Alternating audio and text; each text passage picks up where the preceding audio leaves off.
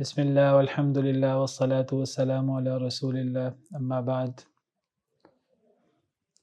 اللہ رب العالمین کا ہم پر بہت بڑا احسان ہے کہ دوبارہ ہماری زندگی میں رمضان المبارک آنے والا ہے۔ رمضان المبارک وہ بابرکت مہینہ ہے کہ نبی کریم صلی اللہ علیہ وسلم اس مہینہ کے آنے سے پہلے خود بھی اس کی تیاری فرماتے اور صحابہ کرام رضوان اللہ علیہم اجمعین کو نبی کریم صلی اللہ علیہ وسلم اس کے آنے کی بشارت دیا کرتے۔ آپ رمضان المبارک سے پہلے صحابہ کرام کو اس کی مبارکباد دیتے اور صحابہ کرام کو تیار کرتے کہ تمہارے پاس رمضان المبارک کا مہینہ آنے والا ہے تو تم اس کی تیاری کر لو۔ حدیث مبارکہ میں آتا ہے کہ نبی کریم صلی اللہ علیہ وسلم نے فرمایا اتاکم شہر رمضان شہر مبارک، اے لوگو، اے میرے صحابہ، تمہارے پاس رمضان المبارک کا مہینہ آ رہا ہے جو ایک بابرکت مہینہ ہے۔ فرض اللہ علیکم صیامہ، اللہ نے تم پر اس کے روزے فرض کیے ہیں۔ تفتح فیہ ابواب الجنہ، اس میں جنت کے دروازے کھول دیے جاتے ہیں۔ وتغلق فیہ ابواب الجحیم، جہنم کے دروازے اس میں بند کر دیے جاتے ہیں۔ وتغل فیہ مردۃ الشیاطین، اور اس میں بڑے بڑے سرکش شیطان ان کو پابند سلاسل کر دیا جاتا ہے۔ وفیہ لیلۃ ہی خیر من الف شہر، اور اس میں ایک ایسی رات ہے جو 1000 مہینوں سے افضل رات ہے۔ من حرم خیرہا فقد حرم، جو اس کی خیر و برکت سے محروم رہ گیا تو وہ حقیقت میں محروم ہوتا ہے۔ تو یہ صحیح الجامع کی حدیث ہے، علامہ البانی رحمہ اللہ نے اسے صحیح قرار دیا ہے۔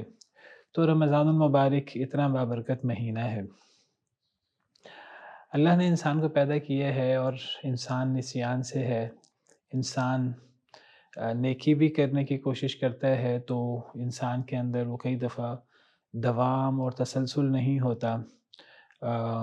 کبھی انسان مسجد میں آتا ہے، اچھی محفل میں ہوتا ہے، کسی درس میں ہوتا ہے، قرآن پڑھتا ہے، حدیث پڑھتا ہے، واعظ سنتا ہے تو انسان اللہ کے قریب ہو جاتا ہے۔ اور کبھی اپنے گھر میں آتا ہے، اپنے کاروباری زندگی میں مگن ہوتا ہے تو وہ کئی دفعہ دنیا اور دنیا کے مشاغل میں مصروف ہو جاتا ہے۔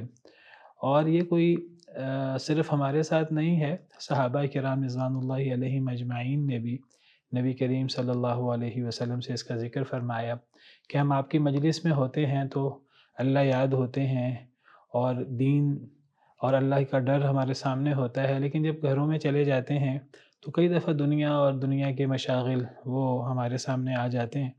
تو نبی کریم صلی اللہ علیہ وسلم نے فرمایا کہ اگر تمہاری وہ کیفیت جو میری موجودگی میں، جو میری مجلس میں ہوتی ہے وہی برقرار رہے تو فرشتے آ کر تم سے سلام نہ کریں۔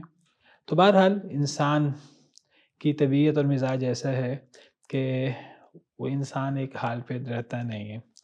تو اللہ رب العالمین نے ہمیں پیدا کیا اور اللہ رب العالمین ہمیں سب سے بہتر جانتے ہیں، ہماری رگ رگ سے واقف ہیں۔ تو اللہ رب العالمین نے ہماری مدد کے لیے، ہم پر رحمت کرنے کے لیے اللہ نے کچھ ایسے موقع رکھے ہیں سال میں، ایسے مہینے رکھے ہیں جیسے رمضان المبارک کا مہینہ، کچھ ایسے دن رکھے ہیں جیسے ذو الحجہ کا پہلا عشرہ، محرم کا پہلا عشرہ، کچھ ایسی راتیں رکھی ہیں جیسے لیلۃ القدر وغیرہ، کہ ان دنوں میں اللہ رب العالمین کی طرف سے رحمت کا نزول ہوتا ہے اور جنت کے دروازے کھلتے ہیں۔ رمضان المبارک کے بارے میں جو حدیث مبارکہ میں نے آپ کے سامنے پڑھی، اس میں جنت کے دروازے کھول دیے جاتے ہیں، آسمان کے دروازے کھل جاتے ہیں، اللہ کی رحمتوں کا نزول ہوتا ہے، جہنم کے دروازے بند ہو جاتے ہیں، بڑے بڑے سرکش شیاطین کو پابند سلاسل کر دیا جاتا ہے۔ اب جب یہ سب اللہ کی طرف سے خاص ہماری مدد ہوتی ہے تو پھر گویا کہ انسان کا دل کرتا ہے نیکی کرنے کو، انسان کا دل کرتا ہے اپنے گناہوں کی معافی مانگنے کو، انسان کا دل کرتا ہے نماز پڑھنے کو اور اللہ کو راضی کرنے کو، اور یہ اللہ رب العالمین کا ہم پر بہت بڑا احسان ہے۔ رمضان المبارک کی فضیلت یہ ہے، ایک مشہور حدیث ہے، اس کا مفہوم بیان کرتا ہوں آپ کے سامنے، کہ سیدنا طلحہ بن عبید اللہ مشہور صحابی ہیں، عشرہ مبشرہ میں سے ہیں۔ صحیح حدیث ہے، وہ فرماتے ہیں کہ 2 لوگ بلی قبیلے کے تھے، تو وہ مسلمان ہوئے۔ نبی کریم صلی اللہ علیہ وسلم کی تربیت کہ وہ ہر ایک دوسرے سے نیکی میں آگے بڑھنے کی کوشش کرتا تھا، لیکن ایک شخص وہ ہر معاملے میں پیش تھا، ہر معاملے میں آگے تھا۔ لوگوں میں ان کا چرچا ہوتا تھا اور لوگوں کو پتہ تھا کہ یہ دونوں ایک دوسرے سے نیکی میں مقابلہ کرنے کی کوشش کرتے ہیں۔ اللہ کا کرنا ایسا ہوا کہ وہ جو شخص ہر معاملے میں پیش ہوتا تھا، آگے نکل جاتا تھا، تو جہاد کا معاملہ ہوا، جہاد ہوا، تو اس میں وہ شخص، اس نے اپنی جان بھی اللہ کے حضور پیش کر دی اور وہ شہید ہو گیا۔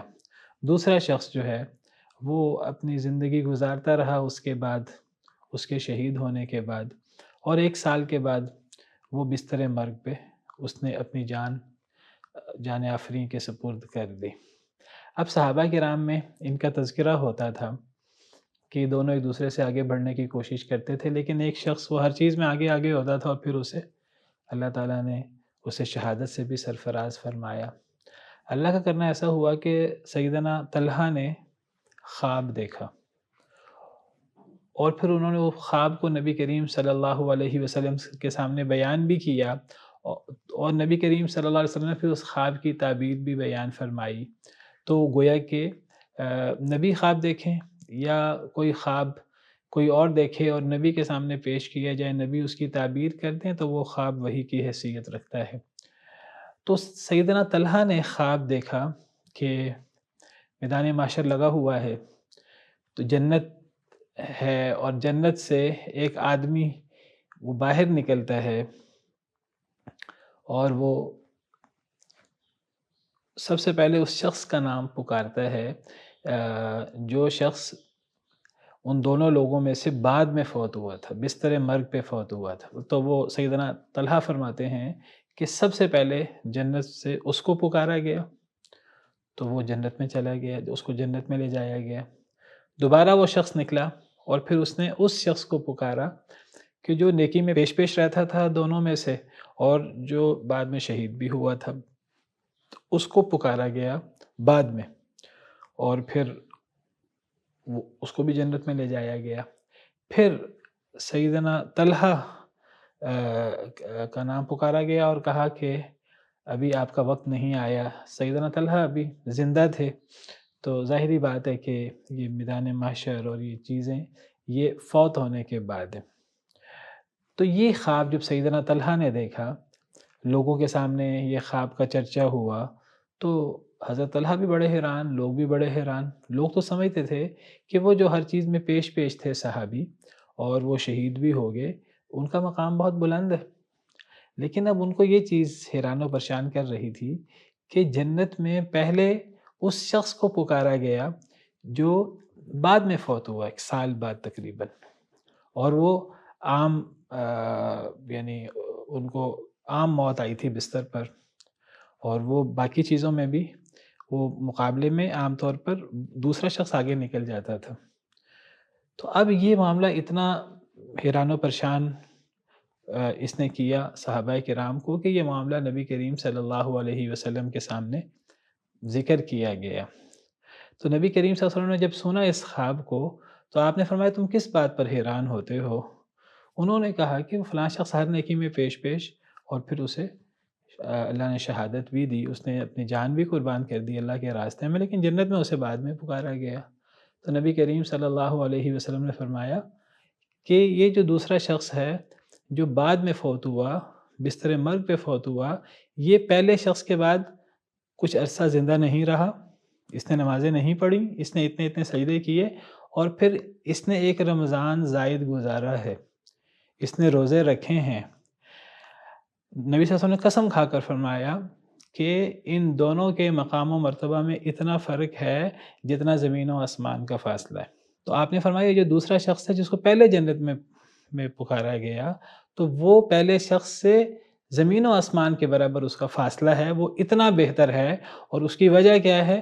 جو اس نے نمازیں پڑھیں اور جو اس نے رمضان المبارک ایک مزید گزارا۔ اگرچہ وہ بستر مرگ پہ فوت ہوا، لیکن اس کو کئی نمازیں، کئی روزے اور رمضان المبارک کا روزوں کا موقع ملا، قیام اللیل کا موقع ملا، رمضان کی نیکی کرنے کا موقع ملا، تو یہ چیزیں ہلکی نہیں ہیں۔ تو یہ ہے رمضان المبارک کی فضیلت اور رمضان المبارک کا مقصد۔ ایک مومن کی زندگی میں رمضان المبارک اتنی بڑی رحمت کی حیثیت رکھتا ہے۔ ہمیں رمضان المبارک میں کیا کرنا ہے؟ ہمیں رمضان المبارک میں زیادہ سے زیادہ اللہ کو راضی کرنے کی کوشش کرنی ہے اور زیادہ سے زیادہ گناہوں سے بچنے کی کوشش کرنی ہے، اور ہماری توجہ ظاہری اعمال کے ساتھ ساتھ اصل ہماری توجہ اصلاح باطن، اصلاح قلب، اصلاح نفس کی طرف ہونی چاہیے، جو اصل نیکی ہے۔ ایمان ایک اسلام ہے جو ظاہری اعمال ہیں، اور ایک ایمان ہے جس کا تعلق دل کے ساتھ۔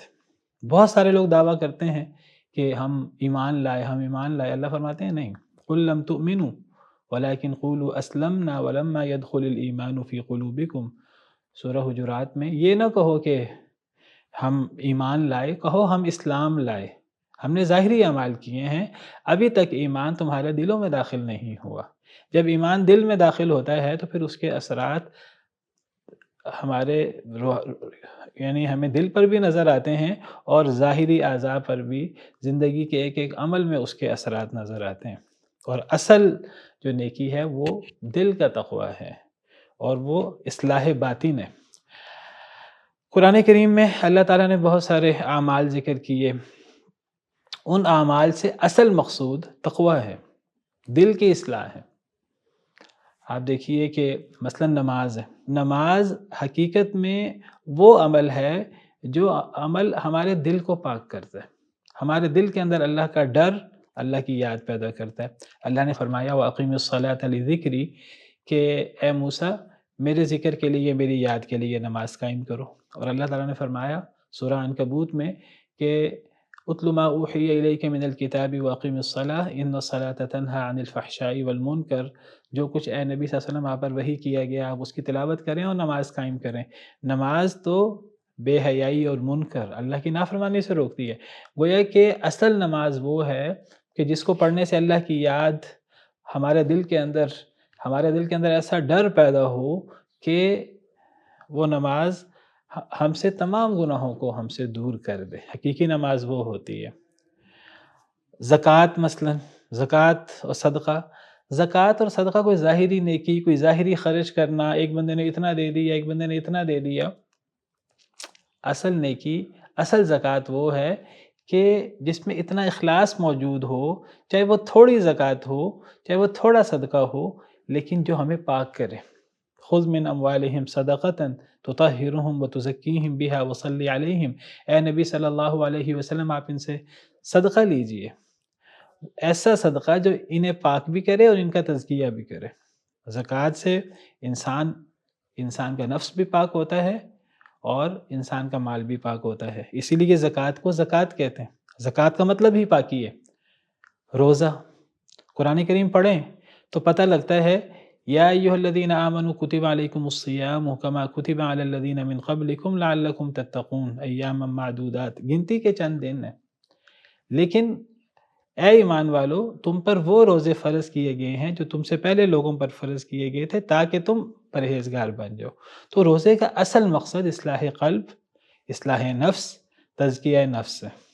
تزکیہ نفس اگر نہیں ہوتا تو ایک انسان نے روزہ رکھا ہوا ہے لیکن سارا دن اس کا سو کر گزر رہا ہے، یہ سارا دن اس کا سوشل میڈیا پر ڈراموں میں اور لہو و لعب میں گزر جاتا ہے، وہ کہتا ہے میں کچھ کھا پی نہیں رہا، تو اس سے روزے کا مقصد تو حاصل نہیں ہوا۔ روزے کے بعد اگر ہماری اصلاح نہیں ہوئی، ہماری رمضان سے پہلے کی زندگی اور رمضان کے بعد کی زندگی میں فرق نہیں پڑا، تو یہ تو صحیح حقیقی روزہ نہیں ہے۔ حقیقی روزہ تو وہ ہے جس سے ہمارے اندر تقوی پیدا ہو۔ اسی طرح باقی اعمال لے لیجئے، قربانی لے لیجئے، کتنا بڑا عمل ہے۔ اللہ تعالیٰ کو قربانی سے خون اور گوشت نہیں پہنچتا، اللہ تعالیٰ کو قربانی سے مقصود تقوی ہے۔ لَن يَنَالَ اللَّهَ لُحُومُهَا وَلَا دِمَاؤُهَا وَلَكِنْ يَنَالُهُ التَّقْوَىٰ مِنْكُمْ۔ رمضان المبارک سارا کا سارا جو ہے یہ تزکیہ نفس کے لیے ہے، یہ ہمارے دل کی اصلاح کے لیے ہے، ہمارے نفس کی اصلاح کے لیے ہے۔ اگر وہ ہو جاتی ہے تو گویا کہ ہم نے صحیح رمضان المبارک گزارا ہے۔ نبی کریم صلی اللہ علیہ وسلم ممبر پر چڑھ رہے تھے، 3 سیڑھیاں آپ چڑھے، تو ہر سیڑھی پہ چڑھتے چڑھتے آپ نے آمین کہا، تو صحابہ کرام نے پوچھا آپ سے، آپ نے بتایا۔ ان میں سے ایک دفعہ جو آپ نے آمین کہا تھا، سیدنا جبریل امین علیہ السلام نے دعا کی تھی، تو نبی کریم صلی اللہ علیہ وسلم نے اس پر آمین کہا تھا، اور وہ دعا کیا تھی؟ دعا یہ تھی کہ جس شخص کی زندگی میں رمضان المبارک آیا اور اس نے رمضان المبارک سے فائدہ اٹھا کر اپنے آپ کو گناہوں سے پاک نہ کیا اور اللہ کی جنت کا وہ حقدار نہ بنا، تو ایسا شخص وہ خاک آلود ہو جائے، ایسا شخص ذلیل و خوار ہو جائے۔ تو سیدنا جبریل امین علیہ السلام نے دعا کی، نبی کریم صلی اللہ علیہ وسلم نے اس دعا پر آمین کہا۔ تو اس سے پتہ لگتا ہے کہ اگر ہم رمضان المبارک سے کما حقہ فائدہ نہ اٹھا سکے، اپنے گناہوں کی معافی نہ کرا سکے، تزکیہ نفس نہ کر سکے، اصلاح باطن نہ کر سکے، تو اللہ معاف کرے، کہیں ہمارے لیے یہ رمضان فائدہ مند ہونے کی بجائے نقصان دہ نہ ہو جائے۔ قرآن کریم میں جو وہ آیات ہیں جن میں روزے کا ذکر ہے، جن میں رمضان کا ذکر ہے، قرآن کا ذکر ہے، شہر رمضان الذی انزل فیہ القرآن، تو اس آیت کریمہ کے آخر میں اللہ نے ذکر کیا یرید اللہ بکم اليسر ولا یرید بکم العسر ولتکملوا العدة ولتکبروا اللہ علی ما ہداکم ولعلکم تشکرون۔ اس سے پتہ لگتا ہے کہ رمضان المبارک کا مقصد یہ ہے کہ ہمارے دلوں میں اللہ کی عظمت جاگزیں ہو جائے، وَلِتُكَبِّرُوا اللَّهَ عَلَى مَا هَدَاكُمْ، تاکہ تم اللہ کی بڑائی بیان کرو، تاکہ تمہارے دلوں کے اندر اللہ کی عظمت، اللہ کا جلال پیدا ہو جائے، جو ہمیں گناہوں سے پاک کرے، جو ہمارے دل کو، ہمارے نفس کو پاک کرے۔ توحید سب سے بڑا عمل ہے، آپ کو پتہ ہے۔ توحید سے بڑا عمل کیا ہوگا؟ توحید سے مقصود بھی اللہ کا ڈر اور اصلاح باطنی ہے۔ یا ایھا الناس اعبدوا ربکم الذی خلقکم والذین من قبلکم لعلکم تتقون۔ اللہ سے دعا ہے کہ رمضان المبارک آنے والا ہے، تو اللہ تعالی ہمیں رمضان المبارک سے کما حقہ فائدہ اٹھانے کی توفیق عطا فرمائے، اور ہمیں اللہ تعالی ایسے روزے رکھنے کی، قیام اللیل کرنے کی، اللہ تعالی ہمیں توبہ استغفار کرنے کی، صدقہ خیرات کرنے کی، ایسے اعمال کرنے کی توفیق عطا فرمائے کہ ہماری صرف ظاہر کی اصلاح نہ ہو، ہمارے باطن کی اصلاح ہو جائے، ہمیں تقوی نصیب ہو۔ آخر دعوانا ان الحمد للہ رب العالمین۔